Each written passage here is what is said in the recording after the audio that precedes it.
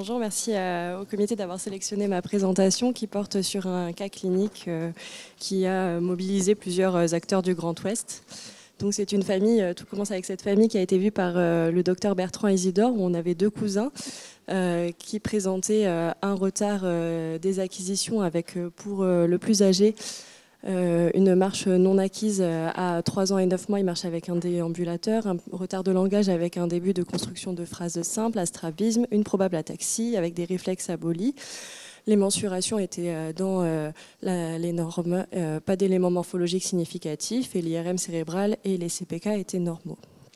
Son cousin Maxence, qui est un peu plus petit, il a tenu assis à 6 mois, mais il n'avait toujours pas acquis la marche. Il avait également un strabisme, pas d'anomalie à l'examen neurologique, des mensurations aussi dans les normales avec un PCA à moins de DS, et pas de dysmorphie, enfin d'éléments morphologiques particuliers. Et il y avait notion dans cette famille en fait de deux oncles, donc les oncles des mamans, qui présentent eux aussi des troubles cognitifs, des troubles moteurs, un syndrome pyramidal et une atteinte ophtalmologique.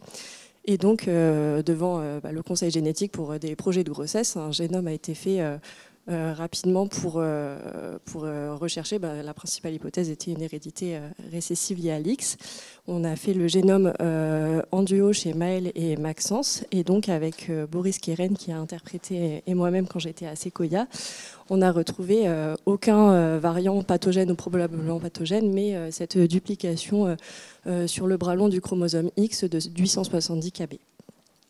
Donc on s'est posé la question pour aller plus loin de ce qu'il en était chez les oncles maternels. Et donc ils avaient été vus par le professeur Christophe Verny et Virginie Pichon à Angers. Et donc Christophe, lui, il a marché à 24 mois, il a une scolarisation adaptée, il était en ESAT après, et donc il a une véritable déficience intellectuelle. Un strabisme était apparu dans l'enfance, une atrophie optique bilatérale, une notion de calvitie précoce. Il avait également des anomalies à l'examen neurologique avec une paraparésie spastique, une ataxie proprioceptive et qui était peu ou pas évolutive. Et donc son frère Olivier a un tableau parfaitement similaire. Et donc en fait ce qui avait été fait chez eux, parce qu'il n'y avait pas notion des petits cousins, mais il y a eu plusieurs analyses qui ont été faites à Angers, à Lille pour les neuropathies optiques, les paraparésies spastiques et un exome qui avait mis en évidence les VSI mais qui ne semblait pas coller au phénotype. Et donc le génome a été proposé, interprété par les professeurs Gaël Nicolas et le docteur François Lecoquière. Et en fait, pas de variant pathogène ou probablement pathogène, encore une fois, qui pouvait expliquer ce phénotype. Mais on retrouve également la même duplication sur l'X. Donc, on n'a pas testé les mamans, mais elles sont probablement, très probablement conductrices. Et donc, cette duplication, elle est sur la partie péricentrique du chromosome X. Elle fait moins d'un mégabase et elle a été parfaitement retrouvée chez tous. C'était les mêmes images avec les mêmes points de cassure. Elle contient 9 gènes, dont 2 homimes pathologiques, donc le gène ARH-GEF9, qui est une protéine G neurospécifique au niveau des GABAergiques et dont les variants perte de fonction sont associés à un trouble neurodéveloppemental avec épilepsie et autisme. Et l'autre gène, c'est AMER1 dans la voie Wnt bêta-caténine qui est associé à un syndrome d'ostéopathie striée et de sclérose crânienne. Donc cette duplication, elle est absente dans les bases de données en population générale.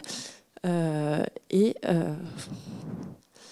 par contre, il y a 2 patients dans ClinVar qui ont une duplication similaire, dont une fille avec un trouble du neurodéveloppement et un autisme, et un autre patient avec un trouble du neurodéveloppement. Dans Decipher, on a trouvé 2 autres patients avec des duplications extrêmement similaires, dont cette première, qui a la duplication de novo avec un biais d'inactivation à 90%. Et qui présente un retard de développement, une déficience intellectuelle légère, une hyperactivité, un retard de croissance et une ataxie, donc ce qu'on retrouvait chez nos oncles et l'aîné des cousins. Et on a également un autre patient qui, c'est chez un garçon, j'ai laissé de nouveau chez un garçon, mais c'est hémizygote et hérité d'une mère asymptomatique, qui avait un retard de développement, un strabisme, une atrophie optique, une marche digitigrade avec une IRM cérébrale normale. Et donc lui, le variant a été hérité de sa mère et il n'y avait pas de biais d'inactivation chez sa mère. Donc il a été réalisé des études du biais d'inactivation chez la grand-mère et l'arrière-grand-mère des petits. Et donc, il y en a une qui a un biais d'inactivation à 95% et l'autre où il n'y a pas on est dans les limites de la normale à 31,69. Donc au final, en faisant une revue des données de la littérature de Decipher, ClinVar et de nos patients, on a un tableau avec des patients qui présentent un retard du neurodéveloppement et pour la plupart d'entre eux, une ataxie, une parésie spastique, parce qu'on en a un autre ici que je n'ai pas présenté parce que je n'ai pas pu contacter les cliniciens, mais qui présente ce signe-là aussi, un strabisme, une atrophie optique. Donc ça semblait coller au phénotype. Donc là, je vous ai représenté les 4 patients en haut et les positions des autres duplications que j'ai pu trouver et qui étaient dans cette zone.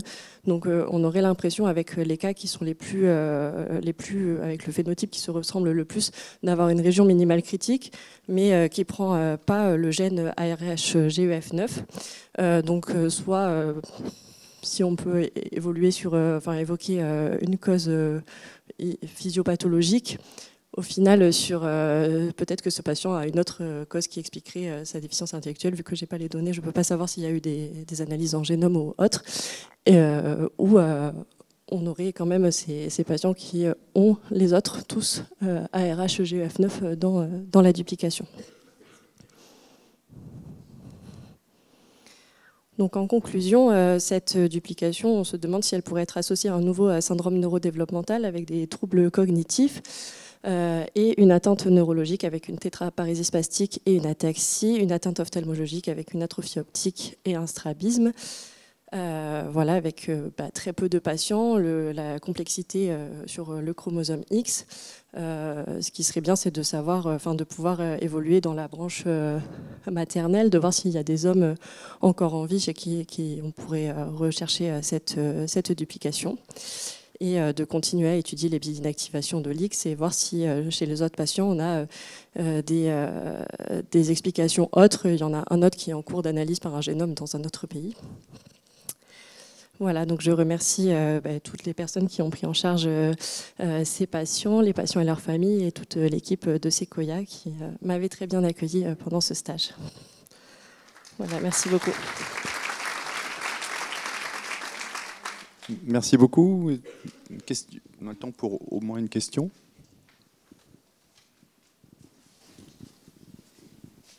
Oui, merci beaucoup. C'est très intéressant d'avoir retrouvé ça. J'avais une question sur le biais, parce que là, il y a un biais, mais c'est du coup là, je ne sais pas quel âge elle a. Il y a plusieurs générations quand même, donc peut-être que le biais, c'est juste ça.